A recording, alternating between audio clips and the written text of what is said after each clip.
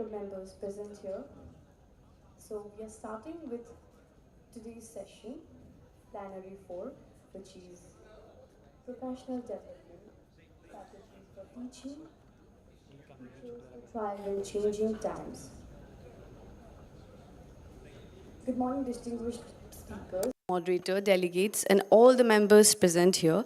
On behalf of the Royal Global Assam Royal Global University, I, Navapurna Gautam, take this opportunity to welcome you all to Plenary 4 on the 18th International and 54th Annual Conference organized by the English Language Teachers Association of India on exploring languages and literatures for evolving pedagogical practices. This organization, along with Royal Global University and Sonapur College, have hosted the 18th and 54th Annual Conference, and we have come to day 4 and the last day of this conference.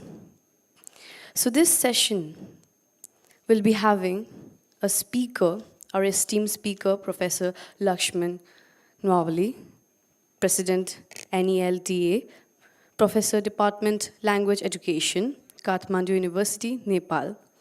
And the moderator of this session is Dr. Pranjana Kalita Nath. She is an assistant professor in the Department of English Language Teaching, Guwahati University. She is also the convener of ELTAI Guwahati.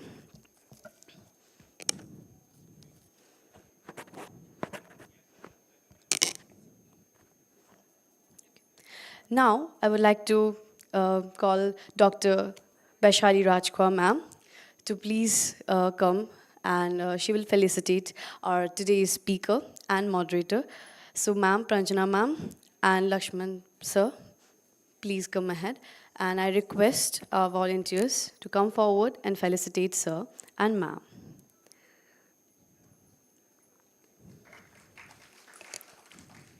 Dr. Lakshman Gnwali is a professor of English education at Kathmandu University, where he led the establishment of the development of language education and served as its head for 2 terms.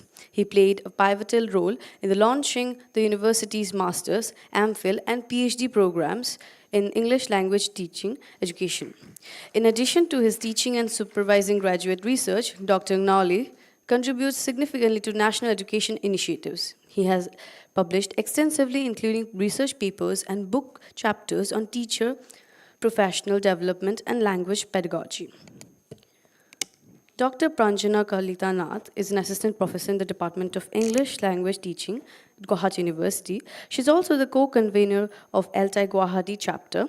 She collaborated on a British Council-sponsored desk research consultancy project on basic education in India. The project findings were published in the British Council report, English Language Teaching, Learning and Assessment in India. So now I would like to invite our moderator and speaker on stage. Please give a big round of applause for our session.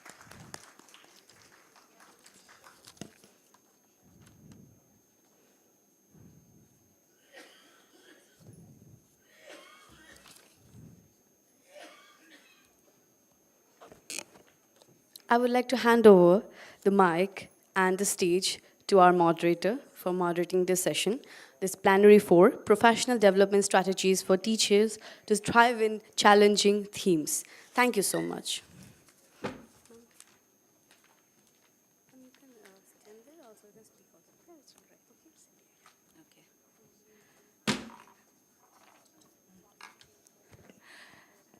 A very good morning, everyone. First of all, I thank the organizers for giving me this opportunity to moderate this exciting session on professional development strategies for teachers to thrive in changing times. So we have a distinguished speaker who will, with immense amount of experience in the field, who is Professor Lakshman Gnwali, who is a professor of English education at Kathmandu University. He led the establishment of the Department of Language Education and served as its head for 2 terms. He played a pivotal role in launching the university's master's, MPhil, and PhD programs in English language education. So in a way, he was a pioneer in many ways in the field of English language education in the context of Nepal. In addition to teaching and supervising graduate research, Professor Gimali contributes significantly to national education initiatives. He has he is also a very established researcher who has published extensively, including research papers and book chapters on teacher professional development and language pedagogy.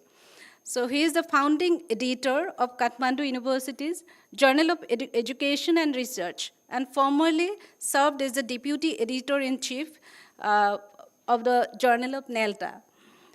So an alumnus of Kathmandu University, the University of Exeter, and Hornby Trust, Dr. Giwali's career spans primary, secondary, and tertiary English language teaching. He now leads various degree and short-term teacher education and training programs focusing on EFL teacher education.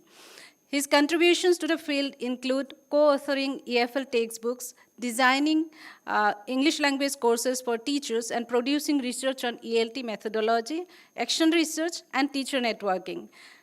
Professor Gimali has been involved in key projects, including the ELT Survey of Nepal, Examination Reform Project, and English language course development for primary English teachers in South and East Asia.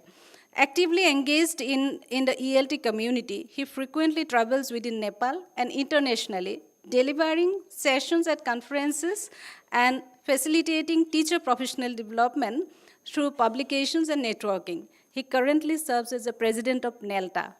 So we are very fortunate to have him among us today, who is going to talk about this very relevant and timely topic, that is professional development strategies for teachers to thrive in changing times.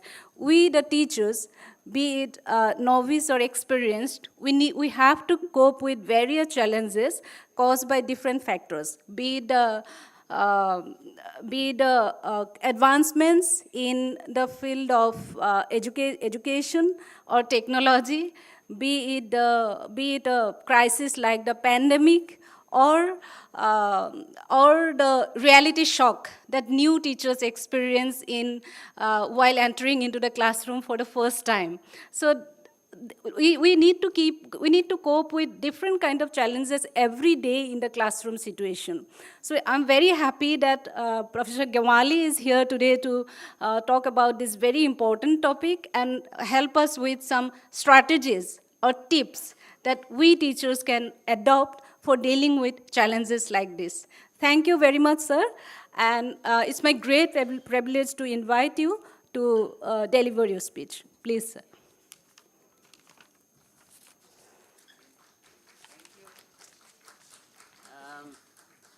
Thank you, Dr. Prasanna, for inviting me and introducing me so well. I'll try to live up to that. Yeah, this morning is the last morning of the conference, 4-day conference. So I think our number has decreased, but I think the enthusiasm of those who are attending here now has not. So as the title says, I will be addressing our agenda now as teachers. This now is not this 10:30, 10:45, but now after COVID, after AI has come, after many things have happened, and we are moving into, different kind of time. So this is, okay, can you change the, yes. Okay, so do you have a pen and paper? We'll begin by okay, thank you. We'll begin by some kind of, little task that I always do in every session wherever I go, any kind of session that I do. So this is professional development strategies for teachers for thriving in the changing times. So changing times should not be deterrents for us, but, we should be able to thrive. Okay. Is there it is working earlier. Did you send the, no. Okay. Yeah, it is here. It's here. No. Earlier it was working. It was working earlier. Just a minute.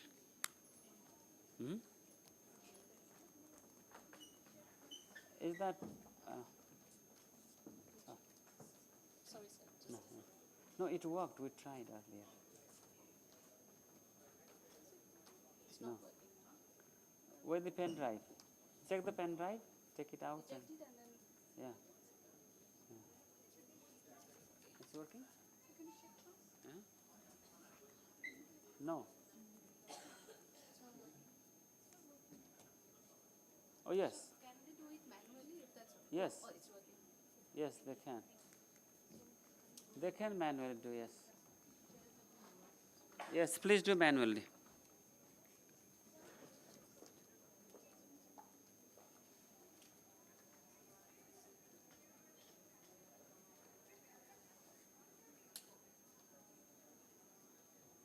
Okay. Go to next, please. Yes. Okay. So the task is very, very simple.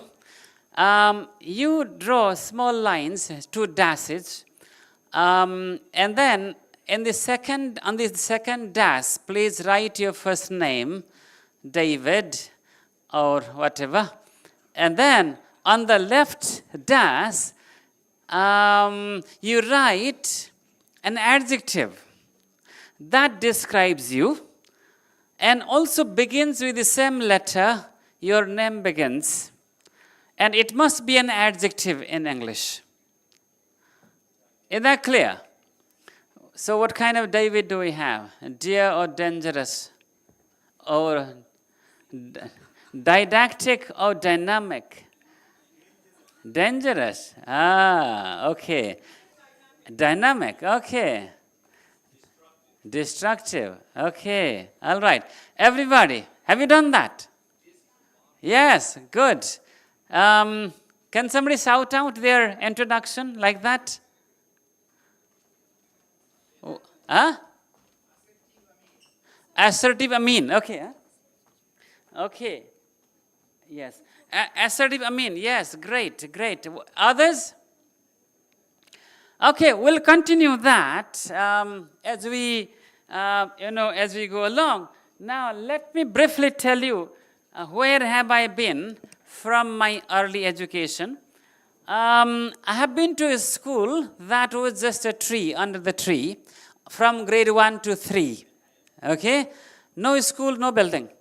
From 4 to 5, then I moved to another school where they had a newly constructed, a small, just 2-room building there. And third one, I joined a Sanskrit school from grade 8, and it was quite good school from the then point of view. And then, this is my university now where I work, okay? And what did I get to use as a learner or a teacher? That was the first thing that I got to write something. What is it? That's a wooden slate. My grandpa used to write, put some clay dust, and then with the finger I wrote kaka, okay? Our alphabet. And then in grade 1, when I formally went to grade 1, then I got this slate. This is, I think, tin or something. And then only grade 3, I got pencil and pen. Then, and as I went along, then they gave me a fountain pen. Fountain pen introduced how to inject, shock in the ink inside it. And then write. Then, when I was in my master's, I went to my professor's room for some kind of consultation, and I saw my professor using this. That was in 1989, and then I had a dream. After I pass my master's, I will use my first salary to buy a typewriter.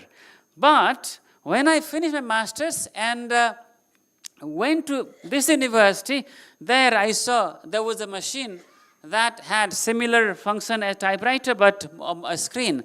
Then my dream didn't come true because I didn't need my typewriter. And then as a teacher, I used the chalk and duster. and later the board became green, and then there came a whiteboard, and then this whiteboard marker. Then in 2002, this machine came. This is, I don't know, those who were born after 90 perhaps they have not seen this. This is OSP, overhead projector. And then this came in 2005 to my university, and this is my classroom now. We don't need anything like that. And we have some students from Gatman University who have been taking classes like this. Dumber? He finished MPhil like that. They don't come to universities, then we have this kind of classes. So now, this is my journey. We will share your journey later, but let us now do one more thing. Everybody, on your paper, please write the name of the book that you read the last. Its name, okay, and the date when you read it. Come on.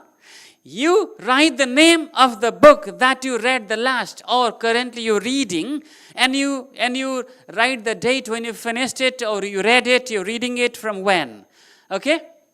The last book. This book doesn't have to be ELT or anything. It could be a book in German language, in homeopathy, no problem. It could be a book, anything, a novel, a reference book, anything, algebra, anything. But it has to be a book. It can't be Hindustan Times, okay? When you are done, indicate by raising your hand. Done, thank you. Okay, others? The name of the book, thank you. Yeah, the name of the book. And then volunteers, do we have maybe these people are teachers so they can shout out. Which book are you talking about? Anybody can share?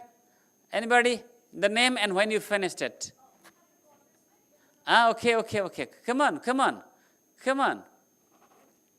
Yes, what book was it?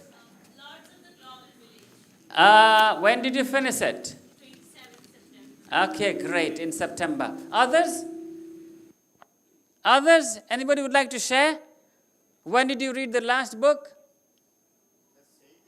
The Sapiens. I think that's a recent book, isn't it? When did you read it? Last month, yes, okay.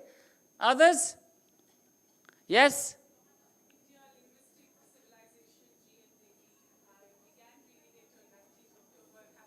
Okay, you're reading it. Great.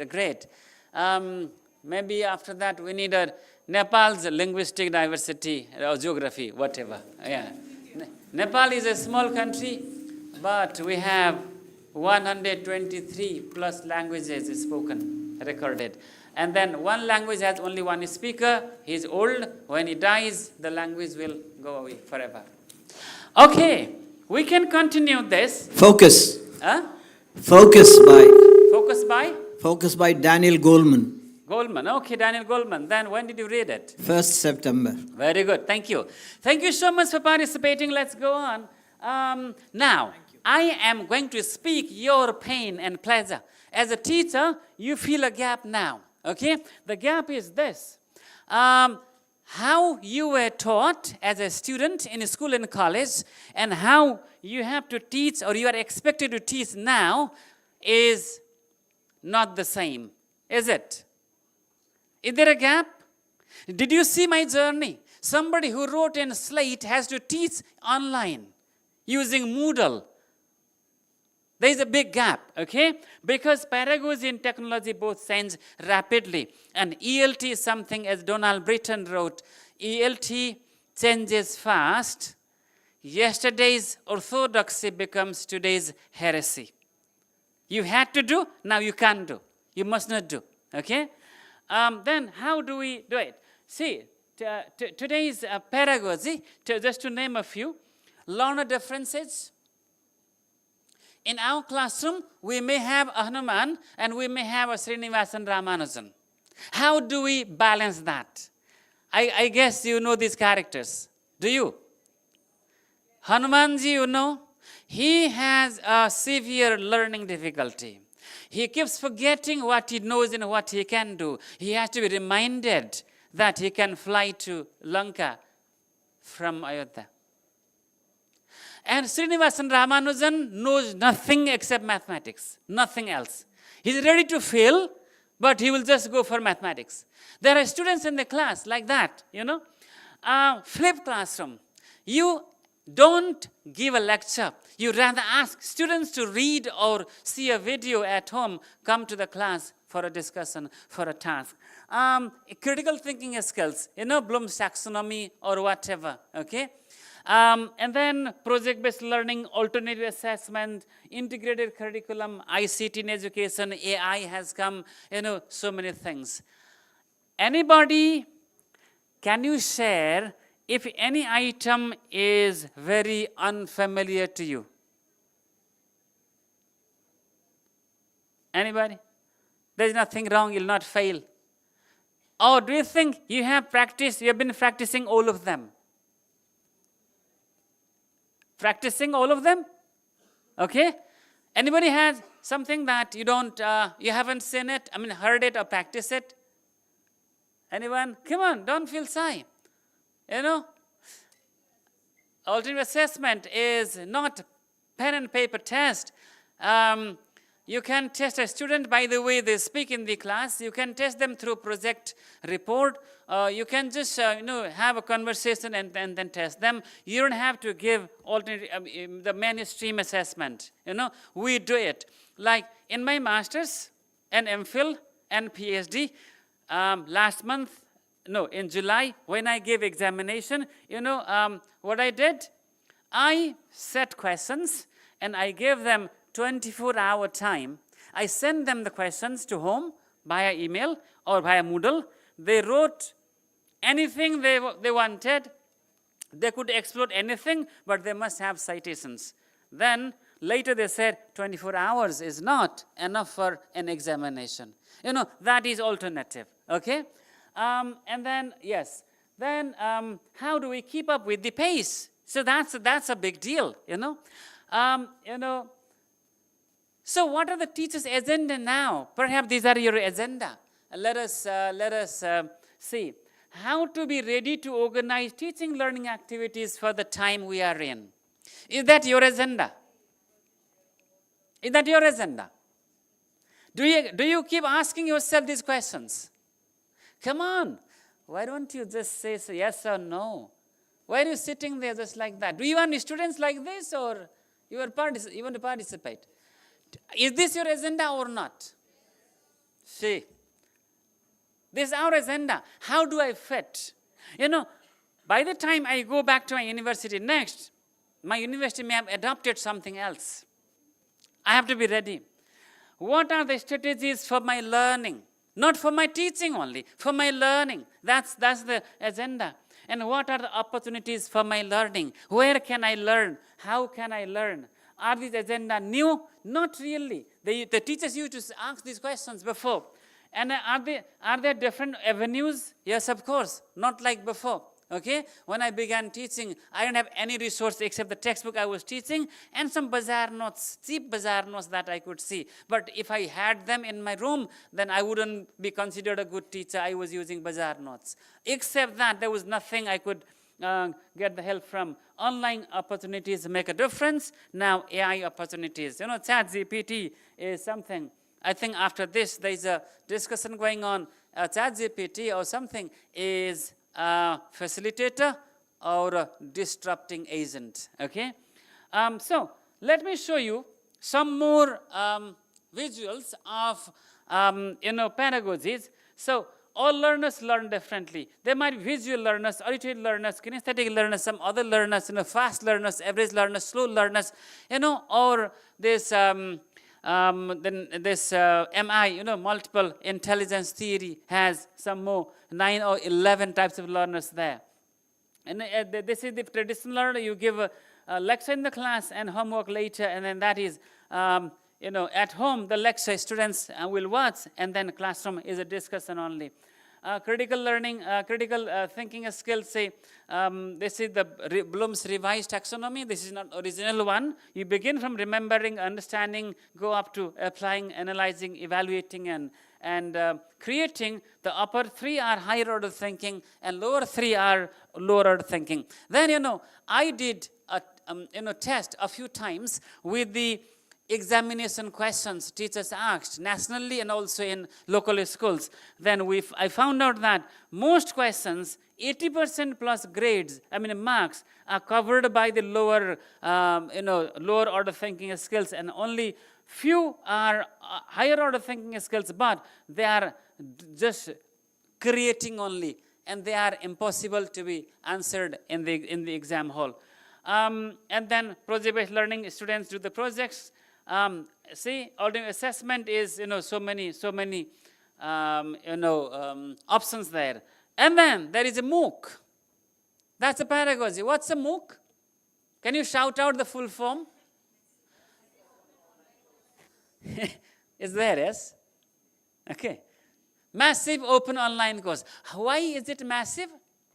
Because at a time, 37,000 students can participate. It's open because anybody who has the language capacity in that for that course is capable of taking the course. And then they are online, and they are a course because they are run for certain time. 10 weeks, 8 weeks, and 4 hours, 5 hours per week. Then, now the question comes, how can we teachers, develop professionally, okay, for the contemporary context? Because our context is not, like before.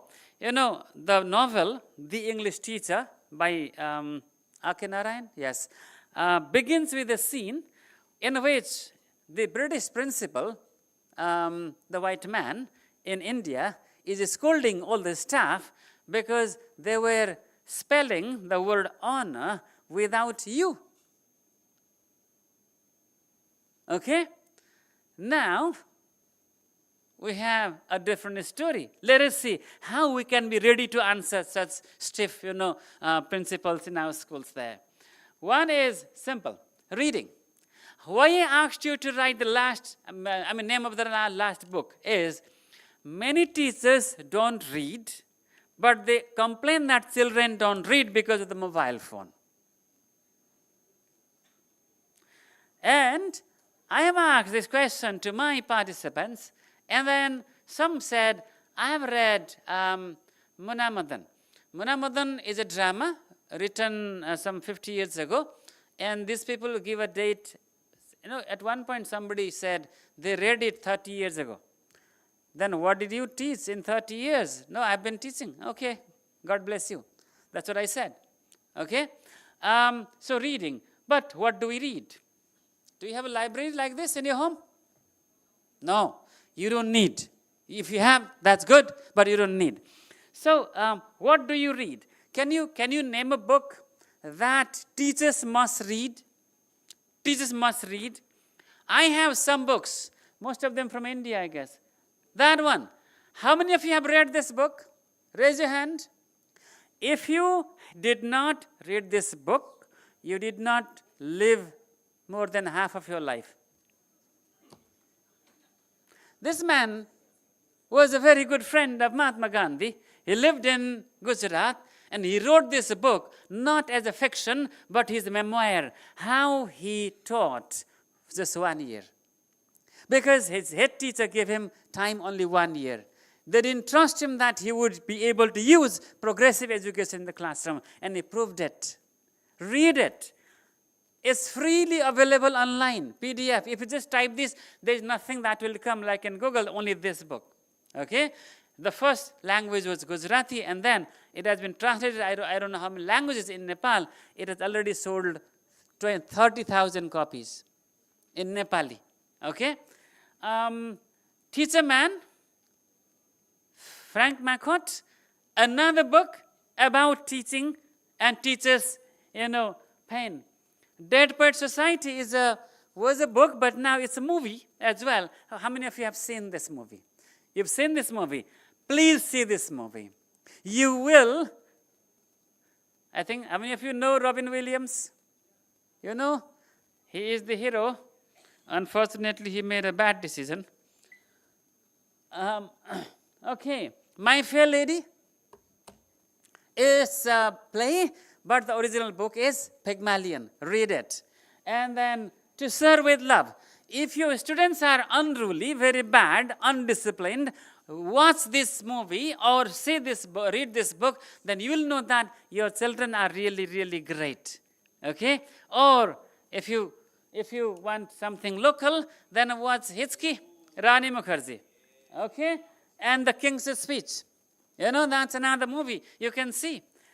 So reading and watching are a great way. You know, I have a question, $1 million question. How many skills do we have in language learning? How many skills? 4. What are they? Listening, speaking, reading, writing. Didn't you know that we have another skill? Viewing. Viewing.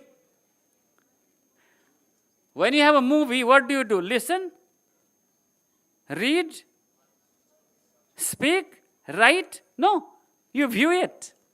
Okay? So viewing as well. Yes. Now, you might say that you need books online. There are so many,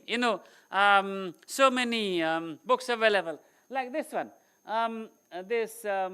Gutenberg.org has 70,000 downloadable books for free.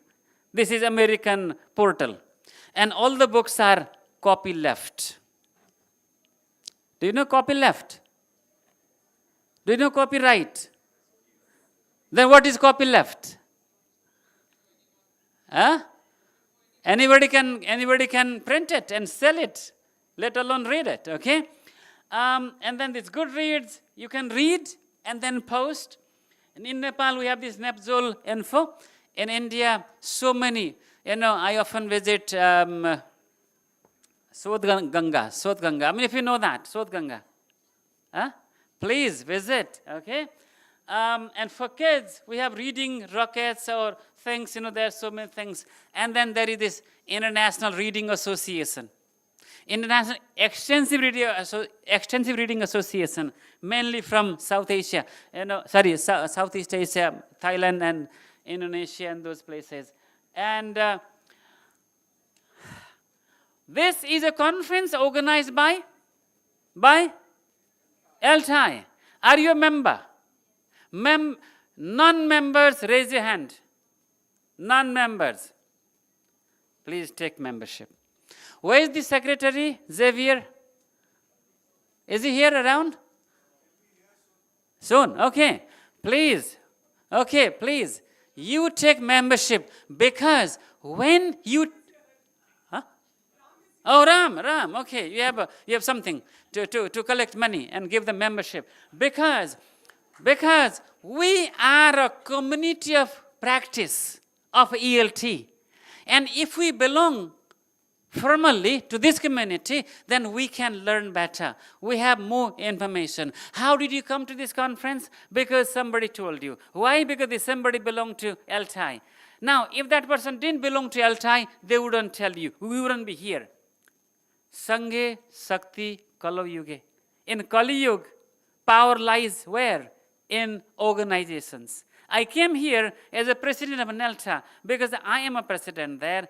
I have worked long, many of you know me. If I were outside ELTA, you wouldn't even ask about me. It's the power of that association I come here with. I came to ELTA because you are powerful. So become a member. And you can join online groups. You can create online groups there, okay? And give a session. Giving a session has some kind of, theoretical side as well. How do we learn? We say by understanding and by experience. But German philosopher William Dilthey says we learn by expression. If you write something, you know it better than before you started writing. When you speak, then you would know that thing you spoke on better after you speak or as you speak. So you need to, give a session. So give a session. This is one of the online sessions that I gave long time ago. We have many colleagues from India. And do you know this man? How many of you know this man? David Crystal. He is a living legend of English linguistics and more. So go to conferences, come to conferences, or attend, in-service training. Do you know this guy? Huh? Kavira Kanakapam. He wrote a Facebook post saying, my debut video in YouTube, thanks to Dr. Laxman Gewali for leading me into this gateway. He was my participant in one of the webinars, and then he made a YouTube video. This is what happens when you go to a training. And then you write an article. If you don't write an article, then your experience will never go to other people. Okay, how much time do I have now? 10 minutes? Okay, fine, thank you. And then lesson observation. This is our secondary school teacher. This is a CDC, Curriculum Development Center video.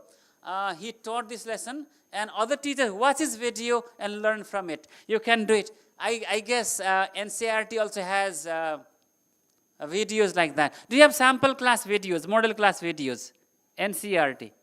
Do they do that here? Come, somebody speak please. Does NCERT have this provision to, Okay, great. I think TIS also has, no? Yeah, great, okay.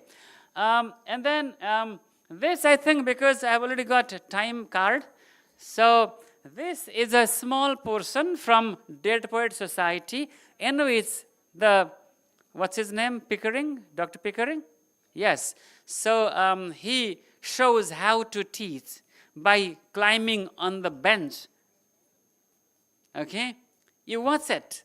And then this is learning style. People learn in different ways. So learn how people learn. You find out students' learning styles. Better you find out your style. If you ask me, I am an auditory learner. I learn by listening. I learn by reading, okay? All right. How many of you have taken any one course from any of these portals? EDX, okay, there, all of them, Canvas, Coursera, and Khan Academy. Khan Academy is a different thing, okay? It's not like the above. Everybody, those who have not taken any course from these portals, could you please sign up this evening and then take a course? I have a few, about 10 certificates from some of them. Okay? And mentoring, if you would like to develop yourself, mentor a beginning teacher, then what happens? Ultimately, you learn. In this part of the world, we have a question. In Nepal, we call it Gaon Khane Katha. Ask a question. If they don't answer, they give you a village. And with in exchange of the village, you give the answer. We do in the evening with children, So what is bigger when you cut more? The ditch, yes? So what do you have more if you give others? It's the knowledge, okay? It's the knowledge. So mentor someone. Mentoring is a great way. And reflection. Write a diary, talk to someone, okay? Or do some autoethnographic research, action research. Action research, raise your hand if you have done action research. Okay. There's students from the teacher training department. These are the things that you are getting information about now. You're lucky. Please try this. Do action research in your internship, okay? Do something. And then what happens? You might do all these things, but it may not work because a lot of water has flown under the bridge in Brahmaputra. And your knowledge becomes obsolete, useless. What you need to do is you need to go for a new knowledge, then go for a new degree. Then if you think you can't go to the university, you can join online classes, Then you can try, but your school is not supporting you, then you will not develop. So what should your school do? What is their role? Is to listen to you as a teacher. Can someone read out? Where is the mic? Where is the mic? Can somebody read out? Yes. This is from John Farnsworth's book. I missed out. Listen to them. When I listen to you, I make every effort to get into your shoe. Share your experiences, experience your feelings, and adopt your objectives. The head teacher is speaking with the teacher. Okay? So when she listens to the teacher, then she's wearing the teacher's shoes, where the shoe pins is, And then the head teacher has to be a model. The department head, line manager has to be a model. He didn't tell me, he showed me. Okay? That is what the teacher should say. And they should organize activities. And activities begin from the beginning, induction. Induction is a big thing. On day one, don't send your teacher to the class. Send them, take them around. Hold their finger, take them around, show the school. Introduce them to the teacher. This induction teaches them something that would take 2 months, 3 months. Mentoring, yes. In-house events, activities, institutional exchanges. For example, if any of you come to my university in Nepal, if I come to your university or your school and we give a lesson, you give lesson in my class, I give lesson in your class, how nice it is. We can do it online. You're all invited if you would like to give a session. Yesterday evening, a PhD fellow from Malaysia gave a session in my university, this Malini, a lady, from Malaysia. So we can do it. And then professional professional membership. You must be a member of associations like ELTAI. And you must have journal subscription. These days, there are online subscriptions. Please do also contribute. Now, at the end, you have to answer a question. Can you draw a table, make a plan, and then we'll share what is your plan for the next 1 year for your development. Come on. Come on. Have you got a piece of paper? Can you make a table like that? Professional development plan for who? Not Lively Laxman. For Dynamic David. Or, what is that? Assertive Amin, yes. Everybody, it's you. So, draw this. What will you do? When will you do? What do you need? And take it. You don't have to do 3. You can have more or less. But when you have the table, go to your head teacher, your campus chef, college principal, and tell them. So, Laxman told me to develop professionally in the next year. This is what I want to do. Please help. Will you get yes or no? Will you get a yes or a no? Your head teacher is strict with money. Head teachers are sometimes difficult. Sometimes they are really good. When you are done, raise your hand and the volunteer will run to you with a microphone and please shout out what you are going to do in the next year. Anybody? If you would like to just orally say, that's okay. What would you like to do? You want to give a session? You want to write a paper? You want to give make an exchange visit somewhere? You want to meditate? You want to do a course online? MOOC courses? What would you like to do? Come on. You don't want to change? Do you? Come on. Yes, sir. Yes. This is Assertive Amir. Yes. What would you like to do? Yes. I want to publish paper. I want to organize conference. Good. I want to write book chapter. Good. And I want to write a book. Okay, that's a very... Book about my own mother. Okay. Within 1 year or within 1 year it will take time? Within 1 year. Within 1 year. Okay. Good luck. Others? Mr. Pradhan? Yes, Dr. Pradhan, yes. Yes, others? Maybe you can choose one out of many plans you have, because so many colleagues are joining hands to share. Yes, sir. Okay, thank you, Prof. Uh-huh. So, my plan first to engage 5 groups of students Okay. for preparing a research project for 1 semester. And after 1 semester, when these students will finish Okay. the write-up, it will also help me to engage students Okay. as well as my career orientation, because Okay. next time I need a promotion. Okay. No, just the action. No, because, okay, we have other colleagues. Thank you. Okay, Thank you okay. so much. Thank you very much. Yes, there's somebody. Yes, please, please. What's your plan? Tell us.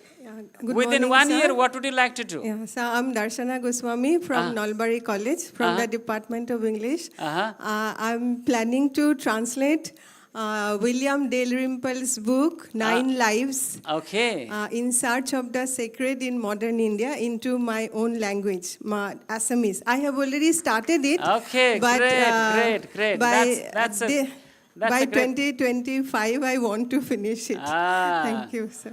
Yeah. Okay, good luck. Good luck to you. Others, you young people, would you like to do something for your develop? Yes, for your development. Yes, great.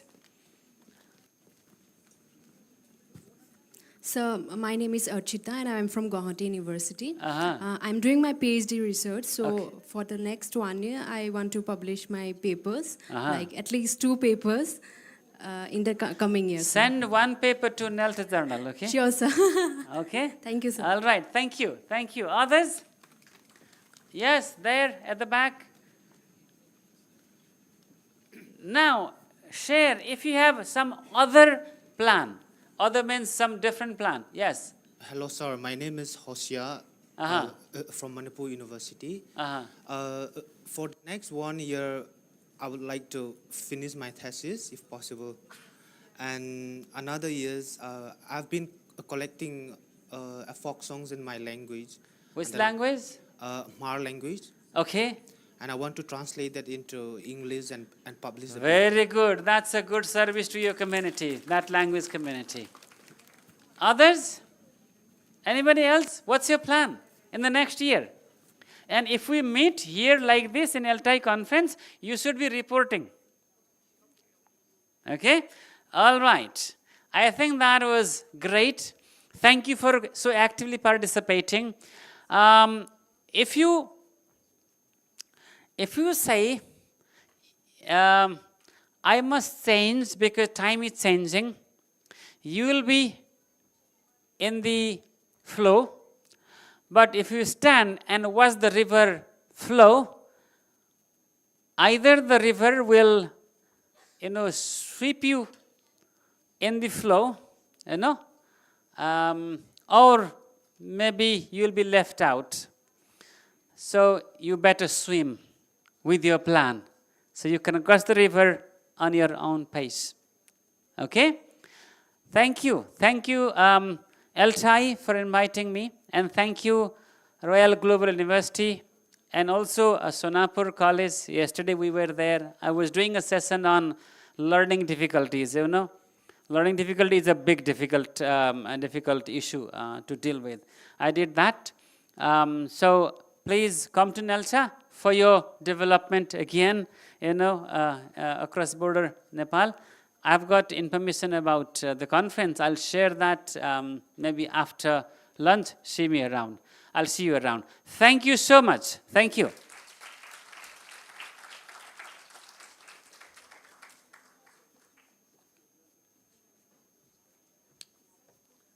And thank you, Nelta, for sending me here officially as a delegate. Thank you. Okay. I think I'll do this. I'll take.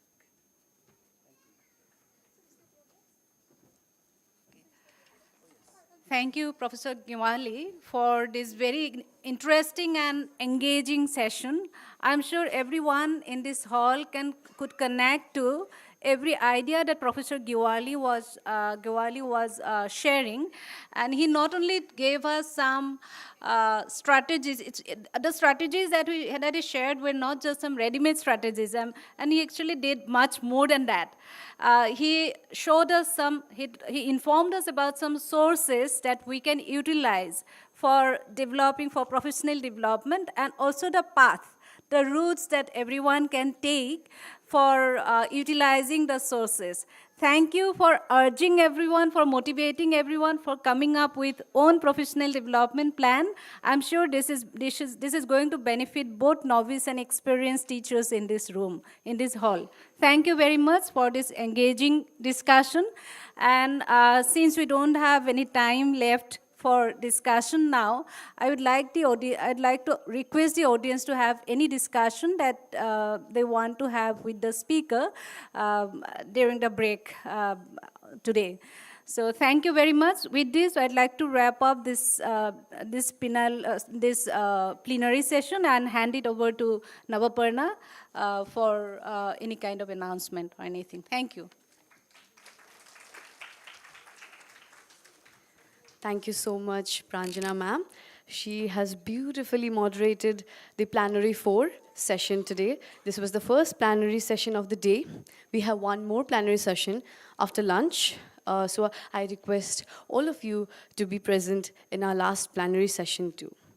I would like to extend my deepest gratitude to our speakers for their insightful speech and his very engaging conversation with all the audience, and also moderator ma'am. Thank you for conducting this wonderful session with brilliant ideas, and I think he have definitely inspired some motivation in all of us. Thank you so much for the plenary session.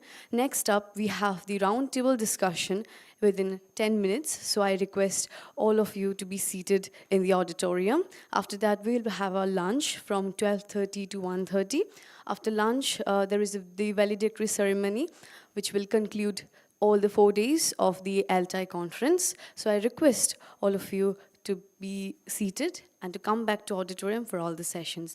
Thank you so much. Before concluding, I would request Professor Lakshman Gunwali sir to please come forward, and Dr. Tushti Sharma ma'am will just give a small gift from our side, the conference kit. Please, one conference kit for him. So, please come forward.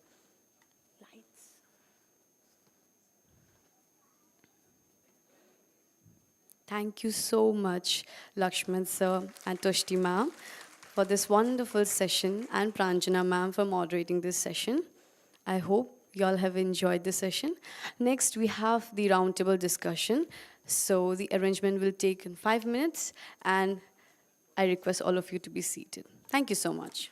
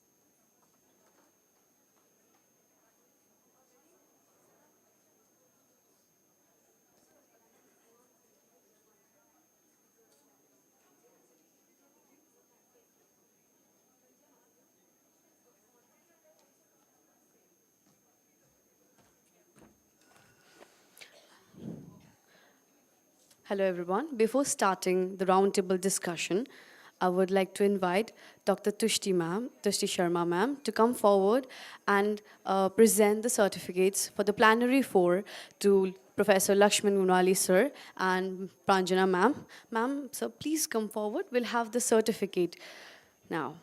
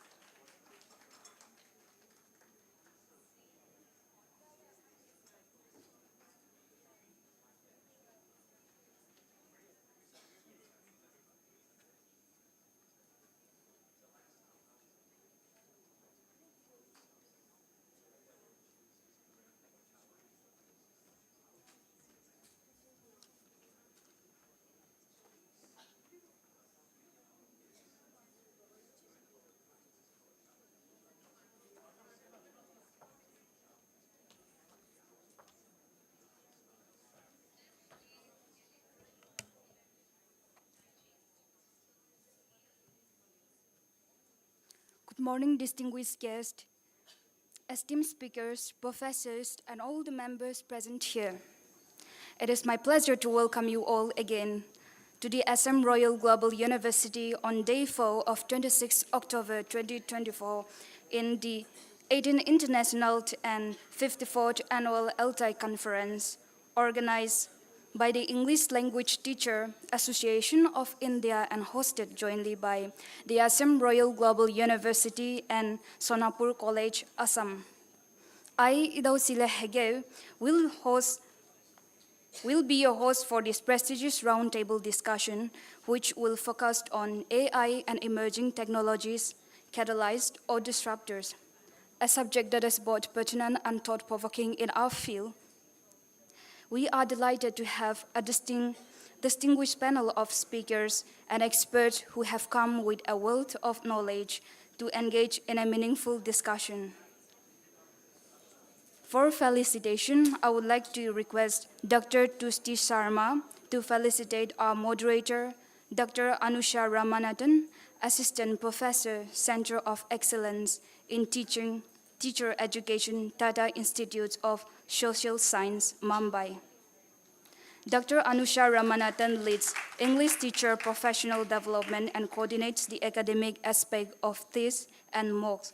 She spearheads initiatives such as CLICS, CHOK, and TPD, and Mission Ankur, all of which focused on enhancing teacher education and improving student learning outcome.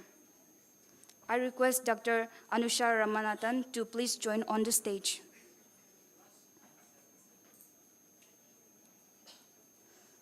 We are also extremely honored to have Dr. Manashi Gogoi as our panelist again to join with us. A lecturer from King Mongkut Institute of Technology, Bangkok, Thailand. Her research interests encompass called Rural English's Learner Autonomy, Metacognitive Learning Strategies, ESP, and Syntax, with teaching experience as an English lecturer across Thailand, Cambodia, and India. Ma'am, please join us on the stage.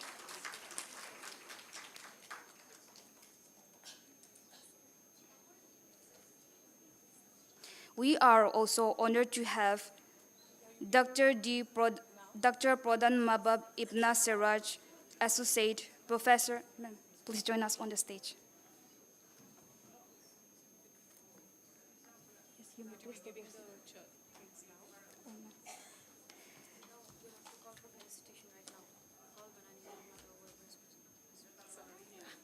We are also honored to have Dr. Pradhan Mabab Ibn Siraj again with us, Associate Professor of English, American International University, Bangladesh, Dhaka, Bangladesh.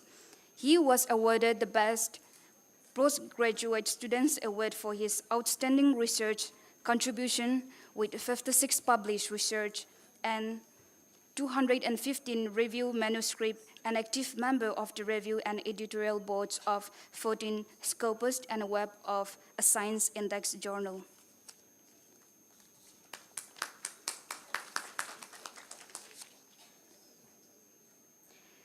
We are honored to have a distinguished dignitaries who join us for the first time to be with us on this session. Now I invite Rupankana Ma'am to felicitate Dr. Kishore Selva Babu, Associate Professor and HOD of English and Cultural Studies, Christ University, Bengaluru.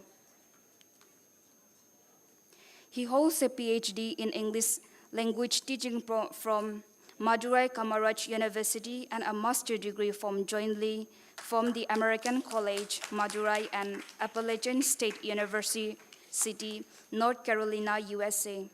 With 13 years of teaching experience, he has produced 2 PhD scholars and is currently guiding 6. Dr. Kishore co-authored Inglote 1 and Inglote 2, published by Cambridge University Press. Now I request Chani Ma'am to felicitate Dr. K.J. Verghese, Associate Professor and HOD of English, Christ College, Irin Jalakuda, Kerala. He holds a PhD in ICT in English language teaching and served as a research supervisor at the University of Calicut. Dr. Verghese has received numerous international and national awards for his contribution to the field and has published research papers in reputable international and national journals. Sir, please join us on the stage.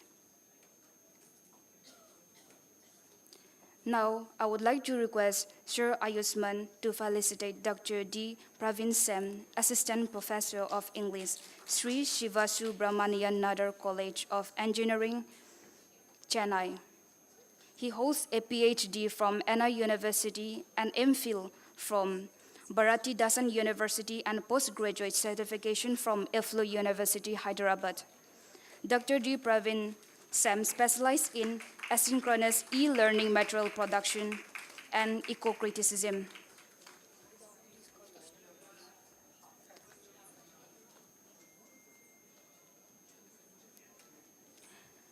To begin the session, I now invite our distinguished guest, Dr. Anusha Ramanathan, to moderate the session.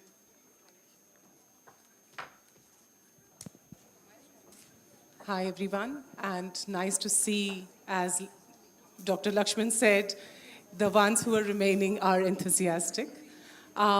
This roundtable is really on AI and emerging technologies, and a roundtable is supposed to be conversational. We hope to have more conversations with you, but we're well aware that the time has cut short to almost now just about 50 minutes. 12:30, I think, is the end of this session. So I'll very quickly move on to the questions initially, and then we can have one round amongst ourselves to just establish context, and then we can throw open to the audience. I'm sure a lot of you have questions on AI and whether it's a catalyst or how it can be a disruptor in that sense. So let's begin with that. The first question I have for the panel, and if you could be taking about 45 seconds each to kind of establish your position in relation, is how do we think about AI? In your experience, has has artificial intelligence and technologies, all the emerging technologies, VR, VX, etc., been a catalyst or a disruptor? And especially with respect to maybe language teaching, but it could be administration, it could be other aspects as well. So I will begin with Dr. Manashi Gogoi, and then we will proceed in. Thank you. For me, being associated with technology, I have to go back to 1997 because I moved out of India in 2000. So in 1997, I bought a franchisee from Seattle, 4R. So I was promoting 4Rs, reading, writing, arithmetic, and the 4R was computer in schools of Guwahati. So trying to introduce computers in school education, the first franchisee in Guwahati was actually mine. Okay, so that was done.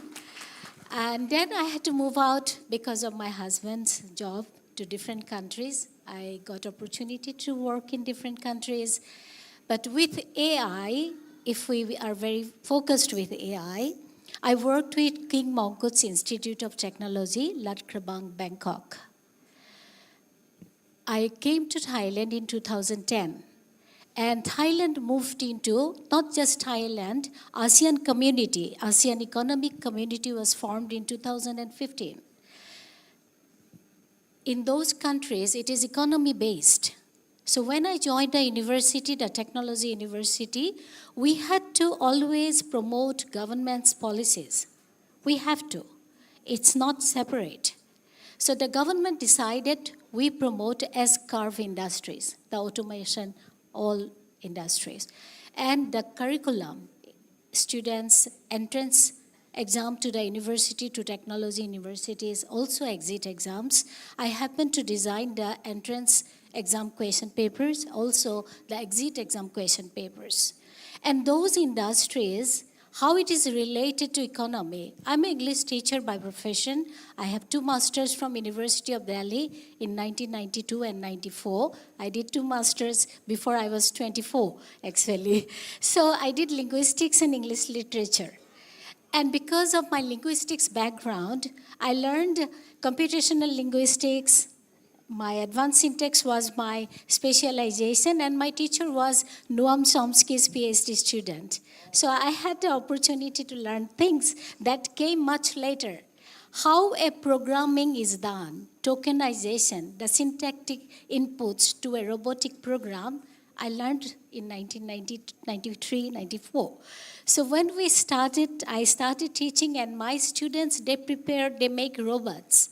They go to China, they go to Japan, Korea for exhibitions to display their robots. And how they do the programming, I can teach them those English parts, because when we teach language, we may have different views, because for a linguistics person, language is very scientific and very mathematical.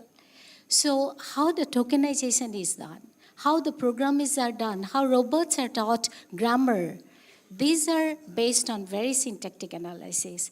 So I did a different role, okay? So that was my part. Thank you. I'm going to take some time of your next question time from you so that we all have time. Dr. Pradhan, if you could talk about your experience with AI, and then we move on to we'll move on to the same question across the panel, and then we'll move on to specific questions addressed to your own expertise.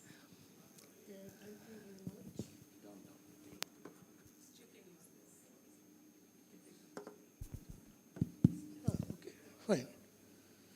So thank you very much. basically, there are a lot of reasons behind thinking about AI personally. First thing is that I just mentioned two evidences from my experience. In 2018, September 27th, I have had first meeting with my PhD supervisor.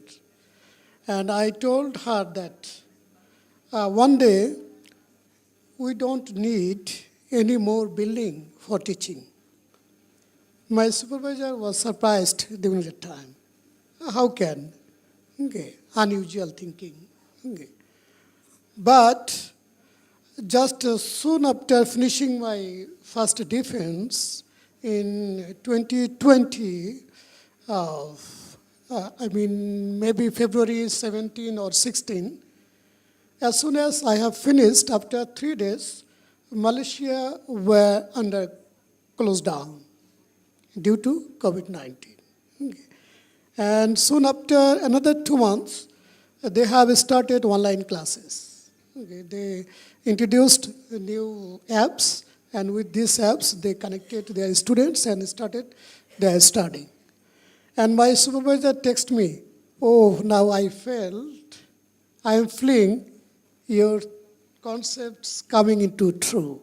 Okay. So the thing is that AI, later one, in 2020, I had AI project with some Indonesian scholars, and we developed a model, AI education model. And we published this one last year, 2023, maybe in February or like this. And all through this 12 to 16 months, we already got 174 citations. So it means the AI, we need. Another important issue is that Another 10 seconds. Another evidence. Okay. These 4-day-long conferences, since its first day, with several parallel session, panelist session over there, discussion session here, and I have found all through this, till this morning, I have found there are a lot of studies on AI. Okay. I just mentioned from day one what types of topic I just come across. I could not able to attend all the sessions. So I got some from this. Then day 2, I also get from this. Day 3, I got many. Luckily, I got the sessions where there are a lot of discussion on AI. I just mentioned this one, like as ELT practitioners, from this perspective I'm talking.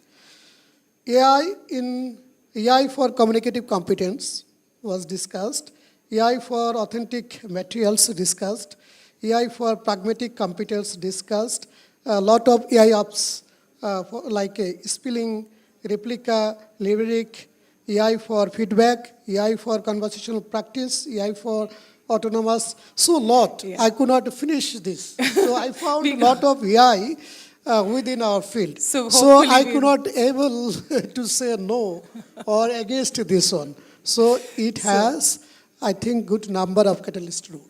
Thank you. So hopefully we'll get more questions since there have been so many. But over to Dr. Varghese, who will also present what his opinion on AI has been, his experience with AI has been. Yes. So. Okay, thank you, Anusha ma'am. So I think I begin like this. Teachers all over the world were fighting against WhatsApp and Instagram to regain the attention of their students. Then God sent generative AI and ChatGPT. And now, I think almost all teachers can create the content which is really exciting, contextual, at the same time relevant to their students. I think I made my stand very clear. But I've been associated with AI, especially in a language lab. I think you don't mind using the term, it's oral. And naturally, it was ICT based. And now we have gone for AI-enabled language lab. So naturally, students, they, in a way, interact with and within language lab, and often it creates, as far as our students concerned, a very congenial atmosphere where they can pick up language as we picked up our mother tongue. That's one thing. Another one, see, we have been in the college. I'm from Christ College. And what we have been doing is, of course, we have question banks. And recently, with the introduction of 4-year UG program in Kerala, it was introduced this year only. Okay. So with the introduction of that, we had to create question banks for so many different, I think we are offering some 69 to 70 minors in our college. And when it came creating questions, especially at the different levels of Bloom's taxonomy, see, it was in fact quite easy for us. Okay, and we had to create the question paper before we taught the paper. Okay, so naturally, many of the teachers were not that familiar with the subject. Even then, see, they sought the help of ChatGPT, and with the right prompt, I would say with the right prompt, because it's very important. Maybe a new terminology has already evolved, that prompt literacy. We have literacy, we have, digital literacy, we have, media literacy, and now prompt engineering or prompt literacy. With right prompts, see, we could create questions at all levels, from the remember to create.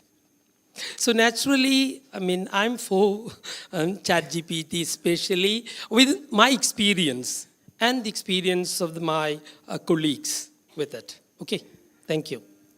No wonder Kerala has had the first AI teacher launched by the government of India, the IRIS. So we'll get back to this question, but Dr. Krishna Selva Babu, Kishore Selva Babu also has quite a few experiences with language teaching and had interesting comments to make in our conversation. So hopefully he'll present his view now. We'll get to the next question. All right. Thank you, Anusha. Just a difference that he belongs to Christ College and I belong to Christ University, which is located in Bangalore. We are just, seated next to each other. Right. It's a very interesting question. Personally, if you ask me, is AI a catalyst or a disruptor? I believe, at present, I would stand with the fact that it's a catalyst. It's a very interesting period of time that has been, especially the last 16, 17 years, I would say. The first time I was introduced to a mobile phone was when I was, I believe, 18 or 19, when I was in my undergrad, way back in 2005. If I remember right. And when we had that mobile phone in our hands, we had a lot of discussions saying that what is it going to do to human life and so on and so forth. We would have these discussions over lunch and dinner, right, within the family, that how it is sort of, taking away a lot of our personal time and so on and so forth. Cut short, 2009, I happened to visit US for my master's. I spent about a year there, and I realized that it was a complete different world altogether, right? The teachers had already integrated technology to an extent that most of us would not even be able to relate to. Now, this is way back in 2009, wherein we were battling 2G, right?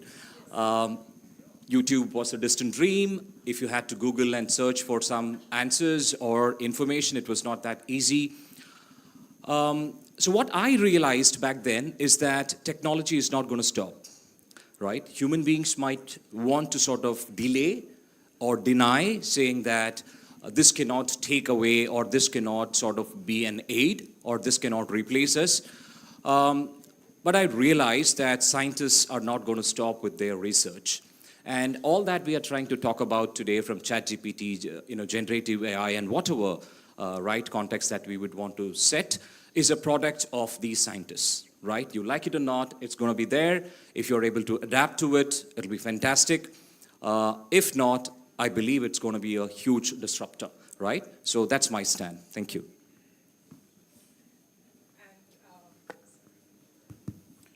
And Dr. Praveen Sam also has, he's not really let's see whether he's going to play the devil's advocate this time round. But no, you don't have to. What's your experience and what's your take on AI in language, with respect to yours? Thank you, Anu. I think I don't want to play devil's advocacy here. The problem is, okay, before going into whether it's a disruptor or kind of a catalyst, I want us to think of the kind of historical perspective we have towards this particular idea. So I feel centuries back, human beings had this idea of creating human beings who are better than them. For example, Frankenstein, the 18th century, right? So they want, human beings are very boring, fine. They want something better than that. This idea is there in our minds for a long time. For example, I don't know how many of you watched Terminator series. Clear? So they want human beings to be more powerful than us, more efficient than. This idea is there in our mind. So that's the reason why this AI has come up recently. And AI is not a recent term. AI, I would say, it is more than 70 years old. For example, Kai-Fu Lee, because he is the person who is being referred to as a kind of a father of AI, modern AI, generative AI, after this deep learning concept came into existence. He says, when he mentioned the word AI first time in the 1996 conference, which was hosted by Apple, he says AI was initially kind of abbreviated differently. People didn't understand what AI was. In spite of kind of meddling with AI for so many years, they didn't know what AI was all about. So, when asked to support what you said, I feel AI is something, it's inevitable. It's going to happen anyway, whether I call it a disruptor or a catalyst, it's going to happen anyway.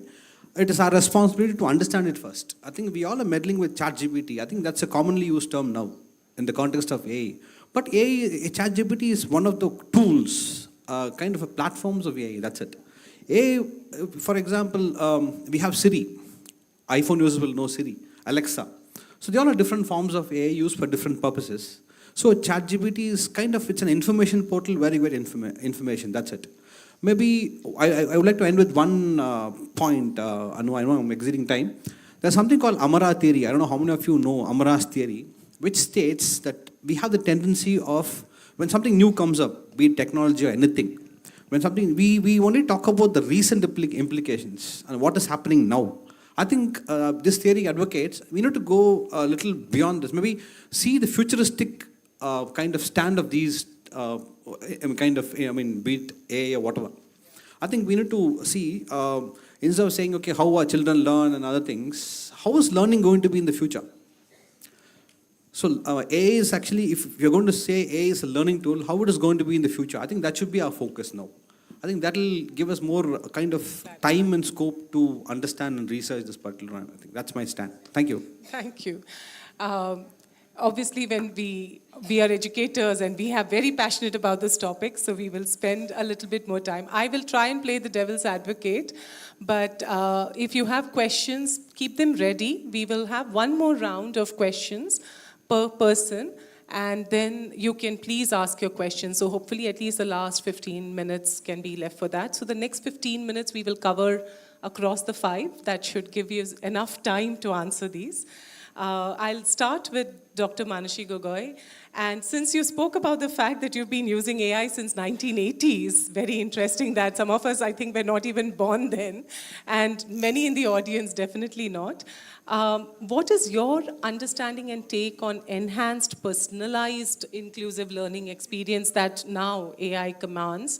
And since you're teaching engineering students and robotic engineering at that level, how in your context, because Thailand also has multicultural, multilingual elements, how do you use AI and how do you position AI in teaching English to these students?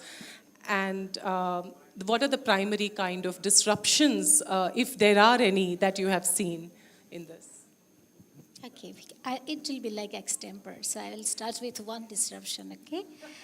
I used to teach medical doctors in 2011-12. So that time I used Facebook. And students there was a course from America they said it's NLP based, natural language processing based. And the marketing manager came, gave a demo, my university bought, paying 1 million Thai baht. And students hated it. I had a Facebook for my students. Students complained, we do not want to learn this. So in the classrooms, I was the coordinator. Teachers faced a lot of problems. Students are refusing. Because of my educational background, I tried to apply the same application that they offered. And I noted down all the problems that it had. So the disruption was, I don't know, it was who's for whom, but the company had to shut down their server in Asia. For 14 days, they modified it for the Southeast Asian languages. So last week, Alibaba.com, they launched a program, SEALLMS, Southeast Asian Large Language Model. I work in Thailand, but it is an economic community now, as I said in the beginning. We, as a foreigner teacher, I cannot think of only my students in my class. Thailand is a country based on investment, foreign trade all the time. So the students we teach, they will be employees of Hyundai, Nissan, Samsung. And in South Korea, Seoul National University's Research and Development Department is not a department, it's a corporate. 8,000 universities are member. Research is not a research if it cannot change the world. So the PhD research must change the world if you are doing a research. It's not, I'm sorry if we have any supervisors here, it's not the supervisor's convenience, okay? If we have PhD students, you all are so eager to know, it has to change the world. Unless a research doesn't contribute to anything. So Hyundai company, Nissan, all these companies, they pressurize university professors to do research.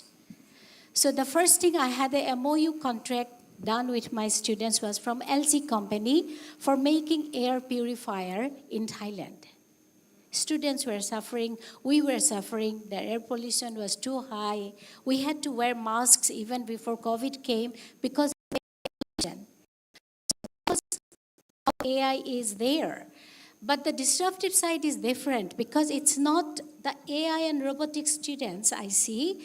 It creates problem for the marginalized group. For automation, AI is just AI. Because of what is AI, what is happening is automation, industries. People are losing jobs.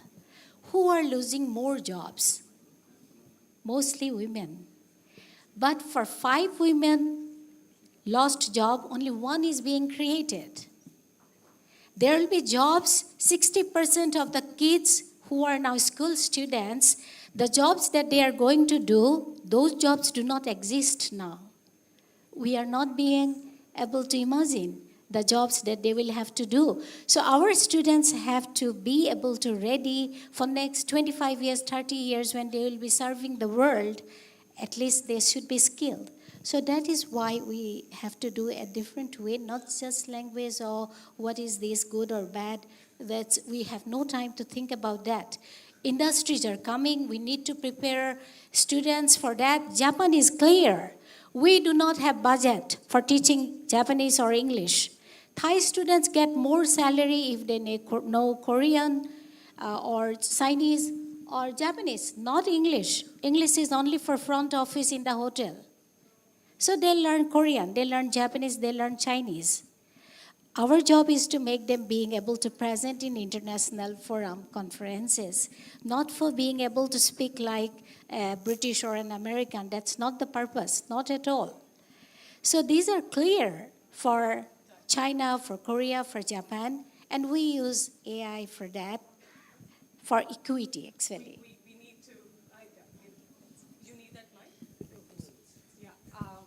We would like everyone on the panel to be able to speak and but she's brought up an important point of languages.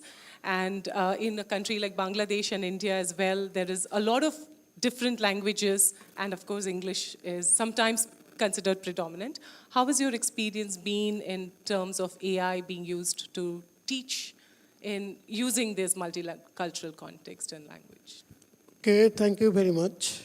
First of all, in Bangladesh, AI still need to be explored for language teaching. I think similar cases for Indian context maybe. In the classroom, still we did not bring ChatGPT or we did not allow ChatGPT yet because our students are not used to it. Because just merely nowadays, the thing is that whenever we assign them or if there is any specific topic, I just talking about from my ELT classroom. So whenever we provide them a topic, they try to just copy and paste with ChatGPT and submit this one. But this is the machine language right now. I mean, for the last 2 semesters, they are doing this. And we teachers are noticing these types of activities, students' classroom, and sometimes they also memorize for their examination. So this is really happening nowadays in the language class in Bangladesh. But the thing is that, yes, as machine produces topic-oriented paragraphs, essays, or assignments, there is lack of humanization. With teacher, we are talking that, yes, they are writing good sentences, their dictions are good, but all are not relevant. Okay. The issue is that nowadays, we teacher are trying to convince students, okay, you use ChatGPT for getting or generating ideas. But thing is that you have to personalize these ideas. You write up, you must have used your own creativity, critical thinking or analysis to input there. Yes, thank you so much. And was there something, 10 seconds if you want to close? It's okay. Okay. Would we want to switch the order such that, go in okay, we'll go with the same. So Dr. Varghese has a lot of other roles to play as well, but he is also an administrator, and as he pointed out, examinations are being introduced using AI and so on and so forth. But in education leadership and otherwise, in addition to, of course, the classroom examples that they have brought out, how would you think the role of AI has come to be? I'll keep the question short in case there's... Okay, thank you, ma'am. See, I would like to maybe begin saying that you all know what was the first technology in the classroom. It was chalk and board. And now, then of course ICTs, when she said that, she started using it, we are sure that it must be the latest technologies, ICTs.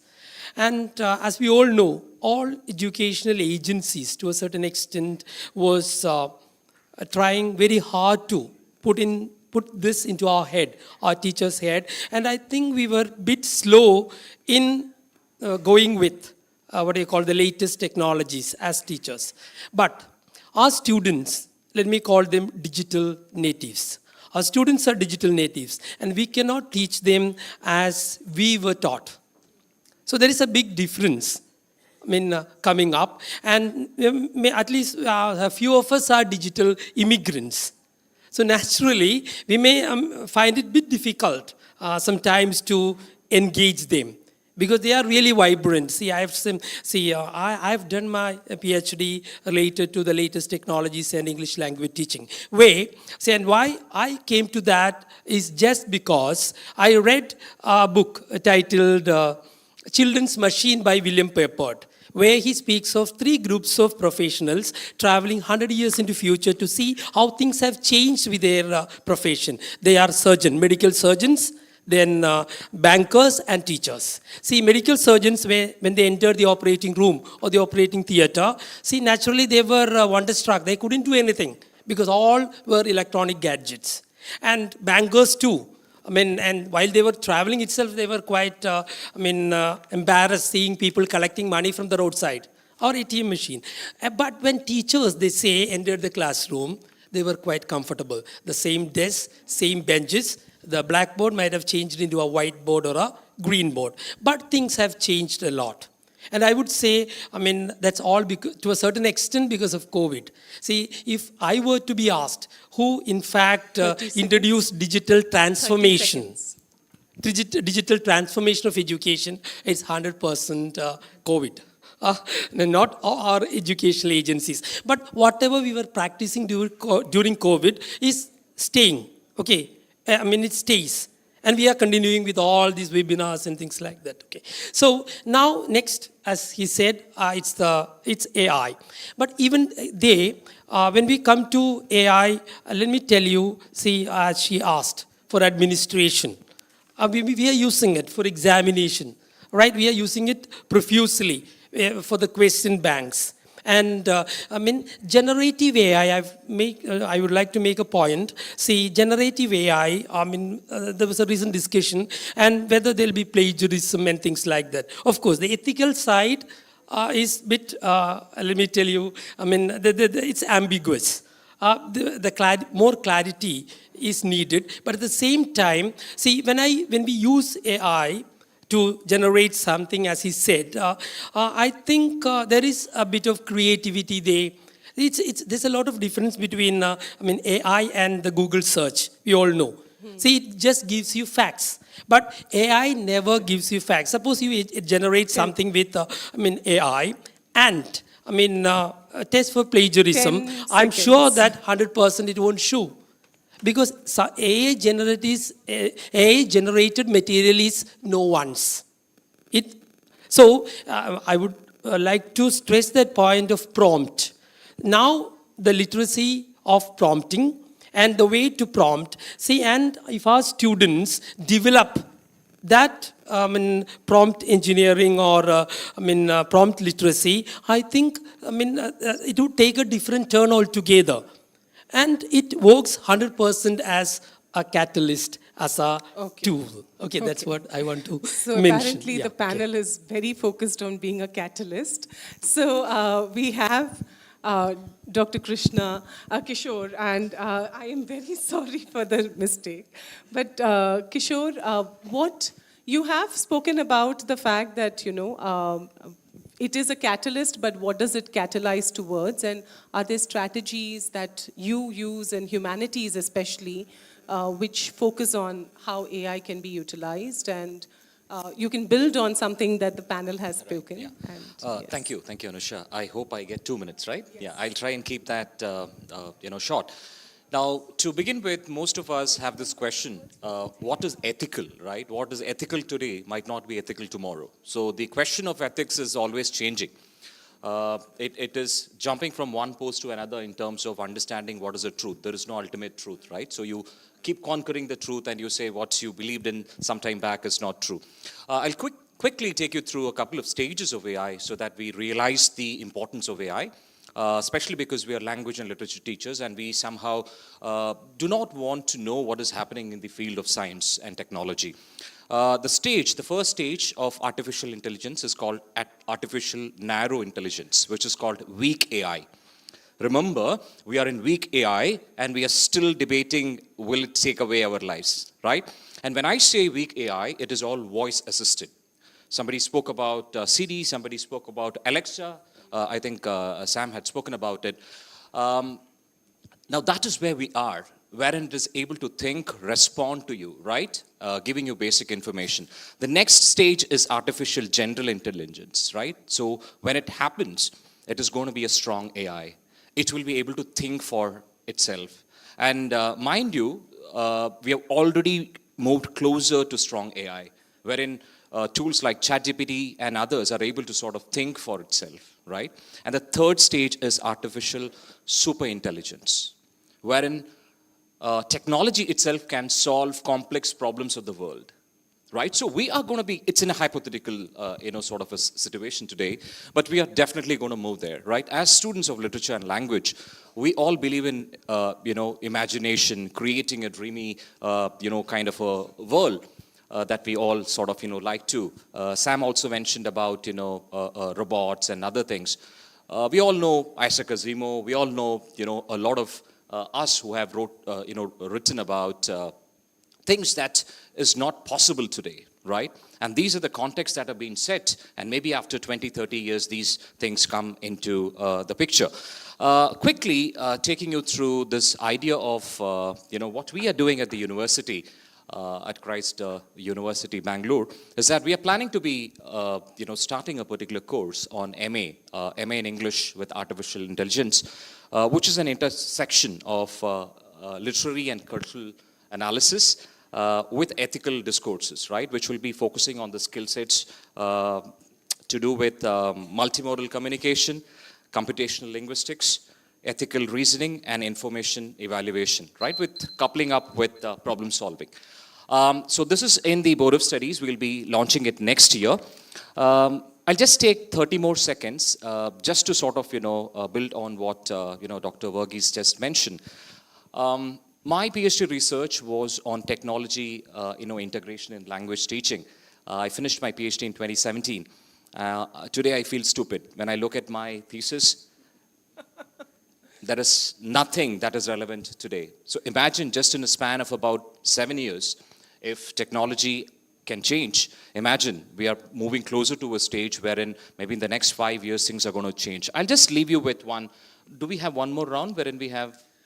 We are already at 10 minutes to hard stop, so we have Sam to Okay, go. so just one thing that I wanted to focus on is knowledge democracy. A country like India requires more well-trained, well-educated, people. And I think it will be a catalyst. It's going to change the overall scenario of Indian education, wherein students will be able to get personalized education. One last point that I wanted to touch upon is, can robots be the alternate teacher? Can they replace us? I believe they can in some time. Let me be very frank. Elon Musk just recently, sort of launched Optimus, and China has also launched Xiaomi Cyber One, which can, Elon Musk on the stage says that it can do a job of a teacher, a household, and many gardening and many other things. 10 right? seconds. So, yeah. So let's be prepared. Let's be mentally prepared. At present, it is a catalyst if we are able to sort of, tweak in with our pedagogy that we have with all possible, interventions. Thank you. Thank you. And there's a lot of technologies that we can take away as food for thought. And Sam, since it's unfair that everyone had 3 minutes and more, I'll give you the 3 minutes right up front. And we'll take the time off audience, I'm sorry. We like to talk. And I hope we'll have one round at least of questions, maybe very quickly, that maybe the panel can answer. But how would you build and focus on, you are teaching a lot of engineering students yourself, this is from one end to the other. How has your take been on AI, and what could be the takeaways that you would recommend in a sense? Thank you, Anu, for that question. So if Kishore's thesis is kind of 2017, right? If that is stupid, mine is more stupid because I worked on technology in 2014. So, of course, that shows that a lot of things have changed. Okay, so to come to your question straight, Anu, one question I think before that, is AI dangerous? So I think I like to talk about this particular thing, like coexistence, the idea of coexisting with AI, human AI coexistence. And it's a very interesting word called co-intelligence. I think I got this word from Ethan Mollick, from his book. Very interestingly, he says co-intelligence. The reason for all these ideas is, I beg to differ from Kishore because even super generative AIs cannot think. That's what Kai says. Kai Li Fu is the person behind that, the brain behind. He says they can't think, but they can make you think. So they think by making us think. So they cannot even think one point beyond what we think. Maybe it collects information soon from across the globe. That's a different story, but it cannot think. So that's where the edge is. Another very interesting finding he puts is, he has kind of classified jobs into optimization jobs and creative jobs. He says jobs like teleservices, truck drivers, customer support, all those things will have life for 10 to 15 years. Beyond that, they won't exist. AIs will, the super generative AIs will definitely take those jobs away. For example, radiologists, reporters, research analysts. So their jobs are going to go away after 15 years.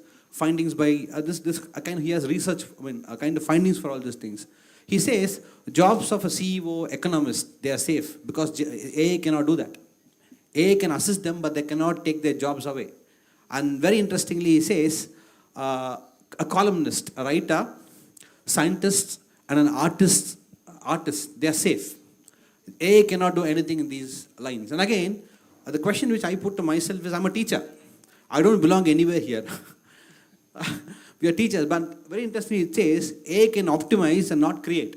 So what lesson I take from that? If I'm going to be a repetitive teacher, like using notes for years, or if I'm going to use ChatGPT for create notes, of course I'm going to be replaced with ChatGPT, like whatever Elon Musk and others have brought out. That's going to take my job away, and it does better than me. Then I'm supposed to let that friend and stand at the back, know the go. But if teachers are creative, which AI cannot do, even super generative AI cannot be creative.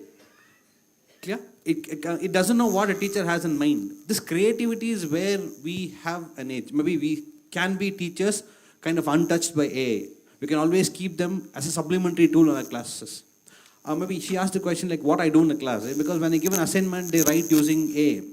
So what I did in one of the sessions, I gave a very general, broad idea, and I put them in different groups. So I said, all of you open your ChatGPT, and I'll mark the group more in terms of scores, those who get the best answer. So try to ask questions to ChatGPT and try to get the best. And you'll have to come out and present why yours is best, your idea is best, and what kind of questions you asked.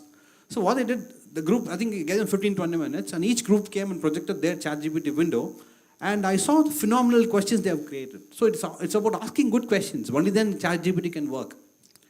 So ChatGPT works on your question. So how good we are at asking questions, how good we are at, in other terms, how we are good at kind of making ChatGPT work for us and not work for ChatGPT.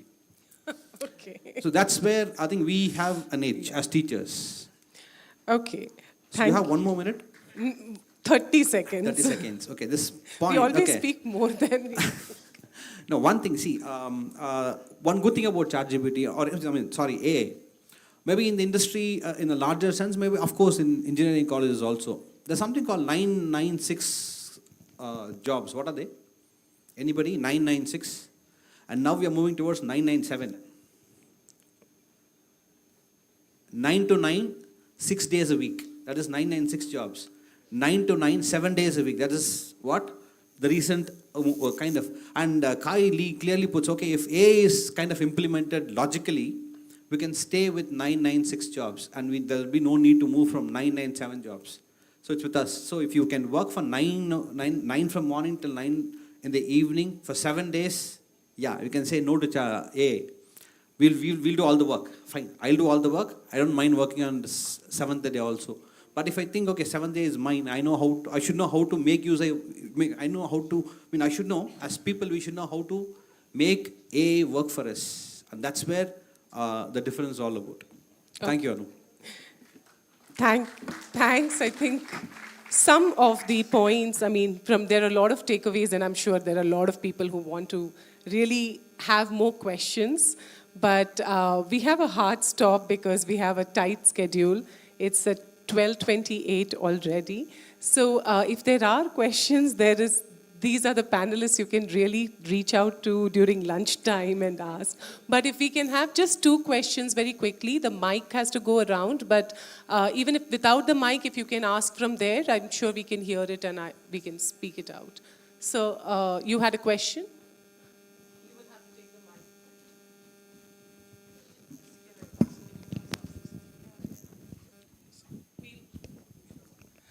There are many questions. There were concerns that AI can make us brainless, useless. It will take away our jobs, and many of those were addressed, hopefully. But yes, if you could introduce yourself and ask the question. Yes.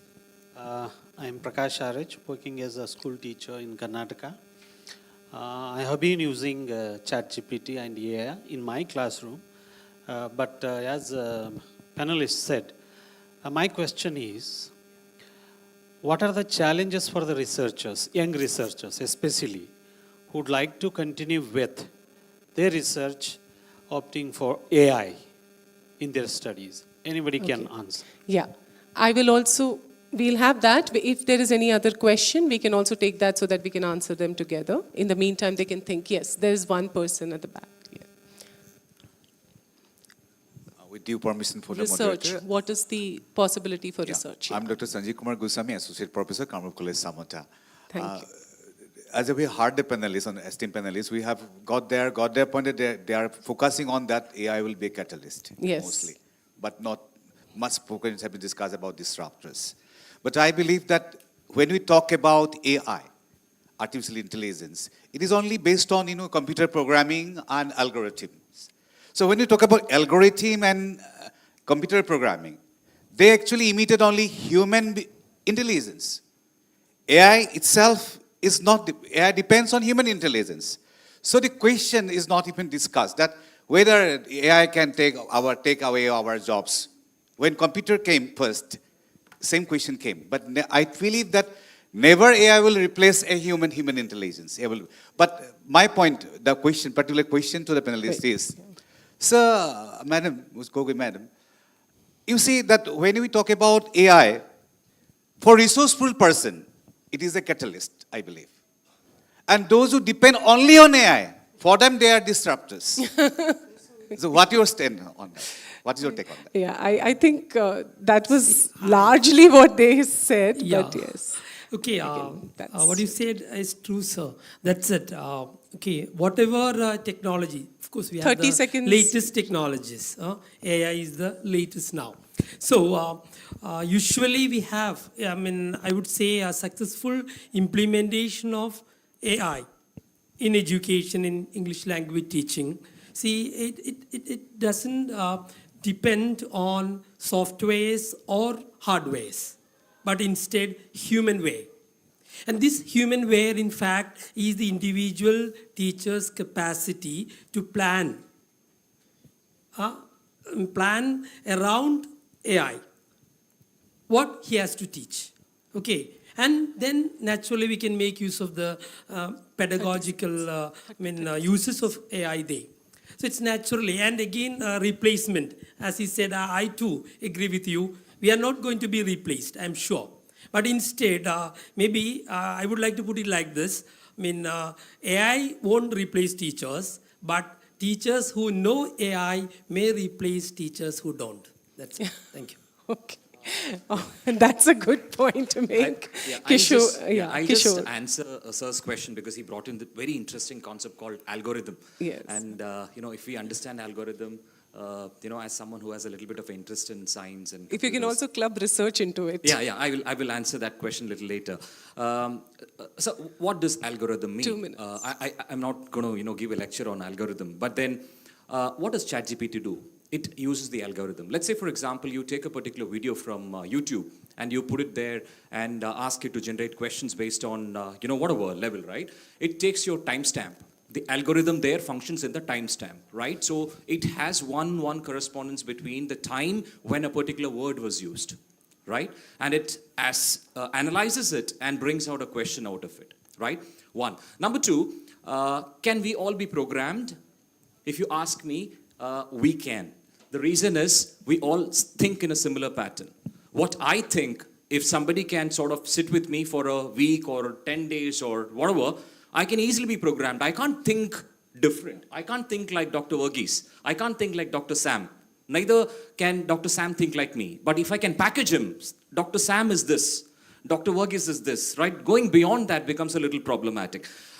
So going on to the next question in terms of what kind of a research can be done, we all might have heard about SEOs, search engine optimization. There is a lot of research that is happening in this field, right? I have a lot of students who have studied, who are working as search engine optimization engineers, English students, right? What does it do? It is to do with the play of words. Like how do you utilize words to ensure that when you search a particular thing, a particular website comes out, right? So you're promoting that particular website or the company that you're working for. There is a very interesting research area that I believe might give a lot of good, Thank currency. you. Thanks for keeping. To answer Prakash sir, see, research, being an English teacher or English language teacher, literature, whatever, there are areas where we can focus in two different ways. One is go into the technology part and see how it works. That is one area. Second thing is, being an English teacher, try to analyze what happens in ChatGPT using your English knowledge. For example, it was very interesting. I read a recent paper where a person has used the word, one particular phrase. If you ask that particular phrase or give that particular phrase for interpretation, ChatGPT does it in a similar way. In whatever question you ask, be it a science question or maths question or whatever, when you have that particular phrase, the arrangement of answers or responses are similar. So you can find the similarity, like how a word or a phrase, maybe I'm just giving you I'm just thinking aloud. That paper had a very interesting set of phrases that ChatGPT can be kind of streamlined. If you want to understand it, try to understand that, use that particular phrase and see how it answers. Maybe this is very, very focused area, but I'm just giving you. Being a teacher, I think the supplementation can be the next area. Maybe being a teacher, how to supplement AI in your classrooms. So what are the things you can do with AI and what are the things teachers can do? And again, it cannot be doing your job there. It has to be supplemented in the class. These are the two areas I think being a teacher we can explore. Again, we are in a very, very basic stage to understand what AI is. So I think going into great things, I think we need to understand how it can be used. Let us be users first. Once you become masters of that, then we can think of how we can alter it, or maybe you can customize it and things like that. I think I believe in that. I think the fact that we'll give you the last 20 seconds. Of course, you have the right. Being the fact that this is technology, we can actually collaboratively research. That is one element, I thought, just to add to what Sam was saying. 20 seconds or 30 seconds. Okay. Last. Can you hear me? We are already 5 minutes into the lunchtime, and I don't want to keep them away. Basically, the thing is that we are now sitting in a room. The room is air conditioned. Okay, so if we think that before 50 years back, there was nothing like that. And our life nowadays is very comfortable. We are very comfortably talking before the people and coming like that. So there are some universities in the world, especially maybe Europe or America, they have already started Bachelor of Science in AI, Masters of Science in AI. As computer science, it was, sir already mentioned that it was not in existence. And when it was inception, the people thinking that we will be losing jobs. But actually, technology, there is a great statement given by Jack Ma. He said that technology never loses job. It creates opportunities. So how these opportunities we will capitalize, we will materialize, this one will be the factor. So AI, obviously, very soon I think, it would be a more usable thing as teaching tool. Thank you. So on that note, we will wind up. Sorry, we can have those questions. But the key takeaway seems to be that AI can be used as a disruptor to be a catalyst. I'm going to use the word that we had in one of our earlier discussions. And thank you very much for being a very patient audience. And thank you all. I know there's a lot to talk, as he pointed out, the list of all people interested. But thank you all for being wonderful. And looking forward to hearing more about the course, which is very interesting and innovative. Just a caveat, I think, each one of us did not get enough time to talk about our own positions. So please do not get into, prejudgmental sort of a thing that we have decided on that. Maybe if you'd have got another round, our views would have been a little bit more clear. So we can still have discussions of.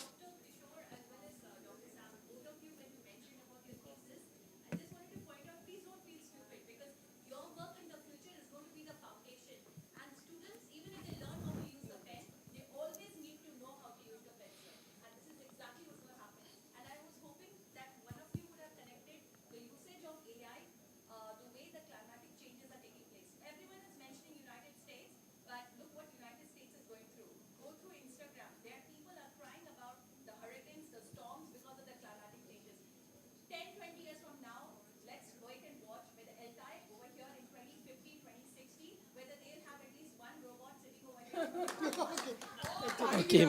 Yeah.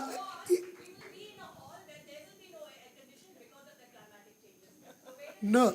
Actually, then we in need how to 2008 use this robot, because robot is already in the classroom in South Korea, in Shenzhen.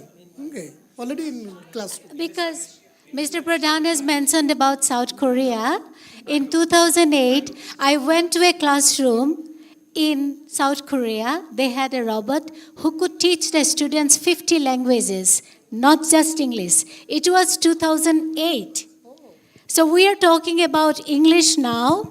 Because of this, I do not want the future, our students to be unemployed. The world is going to be multilingual. So we need to look for the opportunities, not what can be destructive. Also, just to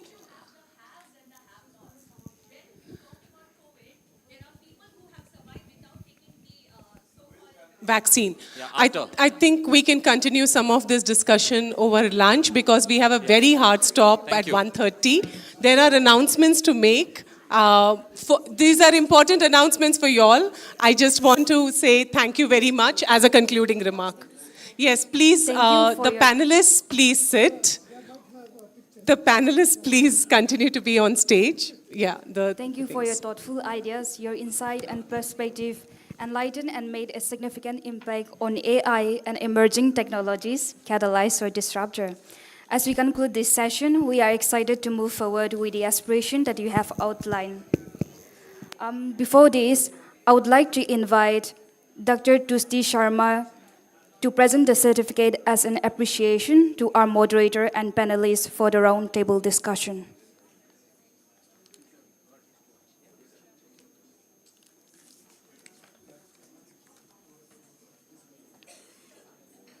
Dr. Anusha Ramanathan.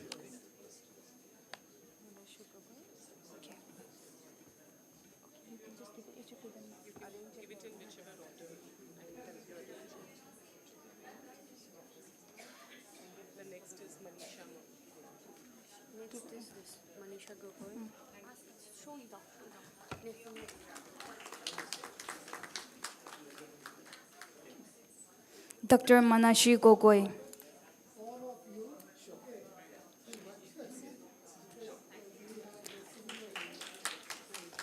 Prodhan Mabab Ibna Seraj.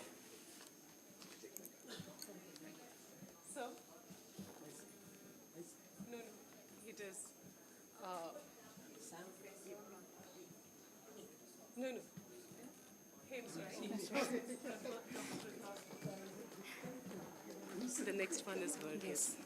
Okay. The one in line is Dr. KJ. Dr. K.Z. Verghese.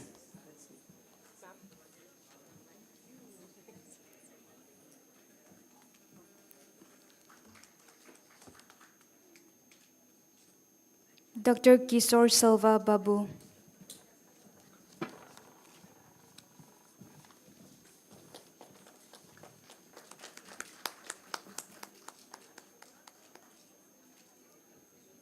Dr. D. Pravin Sam.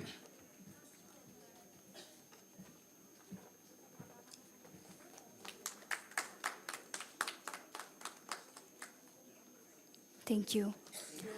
Ladies and gentlemen, we now have a lunch break from 12:30 to 1:30 p.m., after which will be followed by plenary at 1:30 and valedictory at 2:30.